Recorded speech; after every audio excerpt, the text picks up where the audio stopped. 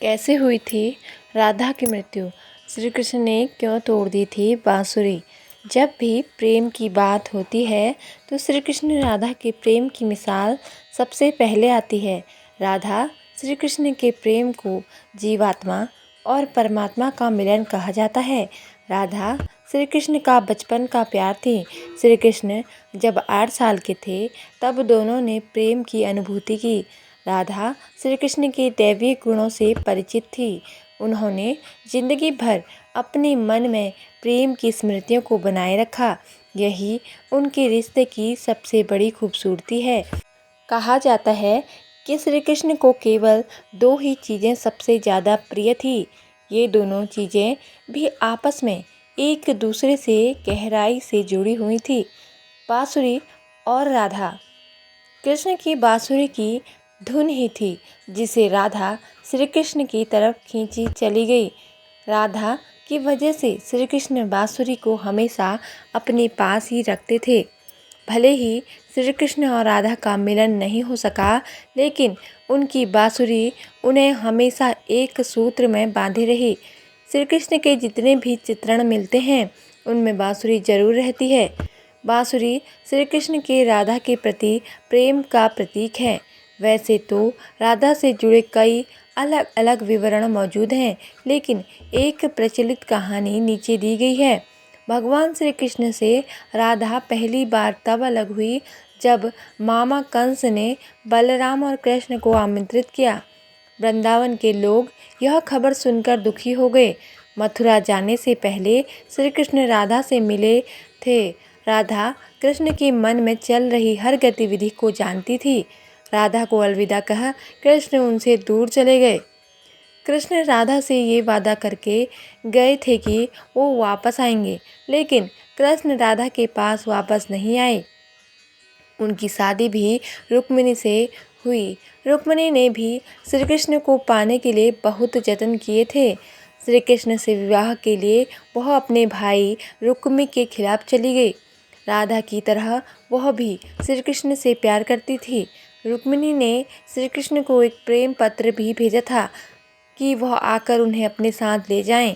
इसके बाद ही कृष्ण रुक्मिणी के पास गए और उनसे शादी कर ली। कृष्ण के वृंदावन छोड़ने के बाद से ही राधा का वर्णन बहुत कम हो गया। राधा और कृष्ण जब आखिरी बार मिले थे तो राधा ने कृष्ण से कहा कि भले ही वो उनसे दूर जा रहे हैं, लेकिन मन से कृष्ण हमेशा उनके साथ ही रहेंगे। इसके बाद कृष्ण मथुरा गए और कंस और बाकी राक्षसों को मारने का अपना कार्य पूरा किया। इसके बाद प्रजा की रक्षा के लिए कृष्ण द्वारिका चले गए और द्वारिकाधीश के नाम से लोकप्रिय हुए।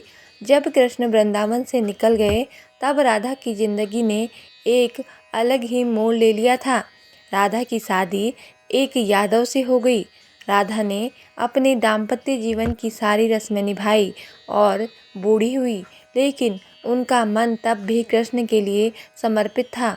राधा ने पत्नी के तौर पर अपने सारे कर्तव्य पूरे किए। दूसरी तरफ श्री कृष्ण ने अपने दैवीय कर्तव्य निभाए। सारे कर्तव्यों से मुक्त होने के बाद राधा आखिरी बार अपने प्रियतम कृष्ण से मिलने गई।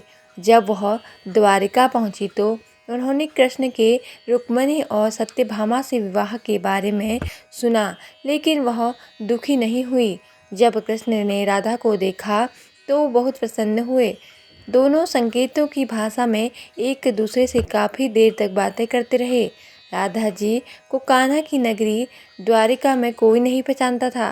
राधा के अनुरोध पर कृष्ण ने उन्हें अपने महल में एक सेविका के रूप में नियुक्त किया। राधा दिन भर महल में रहती थी और महल से जुड़े कार्य देखती थी। मौका मिलते ही वह कृष्ण के दर्शन कर लेती थी, लेकिन महल में राधा ने श्री कृष्ण के साथ पहले की तरह का आध्यात्मिक जुड़ाव महसूस नहीं कर पा रही थी। इसलिए राधा ने महल से दूर जाना तय किया। उन्होंने सोचा कि वह दूर जाकर दोबारा श्री कृष्ण के साथ गहरा आत्मीय संबंध स्थापित कर पाएगी। उन्हें नहीं पता था कि वह कहाँ जा रही हैं, लेकिन भगवान श्री कृष्ण जानते थे। धीरे धीरे समय बीता और राधा बिल्कुल अकेली और कमज़ोर हो गई। उस वक्त उन्हें भगवान श्री कृष्ण की आवश्यकता पड़ी। आखिरी समय में भगवान श्री कृष्ण उनके सामने आ गए। कृष्ण ने राधा से कहा कि वह उनसे कुछ मांगे, लेकिन राधा ने मना कर दिया। कृष्ण के दोबारा अनुरोध करने पर राधा ने कहा कि वह आखिरी बार उन्हें बांसुरी बजाते देखना चाहती है। श्री कृष्ण ने बांसुरी ली और बेहद सुरीली धुन बजाने लगे। श्री कृष्ण ने दिन रात बांसुरी बजाई, जब तक राधा आध्यात्मिक रूप से कृष्ण में विलीन नहीं हो गई। बांसुरी की धुन सुनते सुनते राधा ने अपने शरीर का त्याग कर दिया। हालांकि भगवान कृष्ण जानते थे कि उनका प्रेम अमर है, बावजूद वे राधा की मृत्यु को बर्दाश्त नहीं कर सके। कृष्ण ने प्रेम के प्रतीकात्मक अंत के रूप में बांसुरी तोड़कर झाड़ी में फेंक दी। उसके बाद से श्री कृष्ण ने जीवन भर बांसुरी या कोई अन्य वादक यंत्र नहीं बजाया। कहा जाता है कि जब द्वापर युग में नारायण ने श्री कृष्ण का जन्म लिया था, तब माँ लक्ष्मी ने राधा रानी के रूप में जन्म लिया था, ताकि मृत्यु लोक में भी वे उनके साथ ही रहे। राधा रानी की मृत्यु के बारे में अलग अलग कथाएं प्रचलित हैं। लोक कथाओं के मुताबिक राधा रानी ने अपने जीवन के आखिरी दिनों में कृष्ण से मिलने के लिए द्वारिका चली गई थी। राधा रानी की मृत्यु के बारे में कुछ प्रमुख कथाएं ये रहीं। राधा रानी ने श्री कृष्ण से कहा कि वे आखिरी बार उन्हें बांसुरी बजाते देखना और सुनना चाहती है। इसके बाद कृष्ण ने दिन रात बांसुरी बजाई और राधा रानी ने बांसुरी की धुन सुनते सुनते अपने शरीर का त्याग कर दिया। राधा रानी की मृत्यु के बाद कृष्ण बेहद दुखी हो गए और उन्होंने अपनी बांसुरी तोड़कर दूर फेंक दी। कुछ लोगों का कहना है कि राधा रानी की मृत्यु उम्र बीत जाने के कारण हुई थी। राधा रानी और श्री कृष्ण के प्रेम के बारे में कुछ और बातें। राधा रानी और श्री कृष्ण के प्रेम के बारे में कोई प्रामाणिक और विश्वसनीय विवरण वेद, पुराण या अन्य प्राचीन ग्रंथों में नहीं मिलता।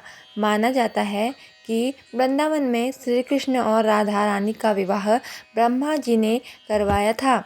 राधा रानी ने पत्नी के तौर पर अपने सारे कर्तव्य पूरे किए। तो दोस्तों, आपको यह जानकारी कैसी लगी, कमेंट करके ज़रूर बताएं और हमारे चैनल को सब्सक्राइब ज़रूर करें। धन्यवाद। जय माता दी।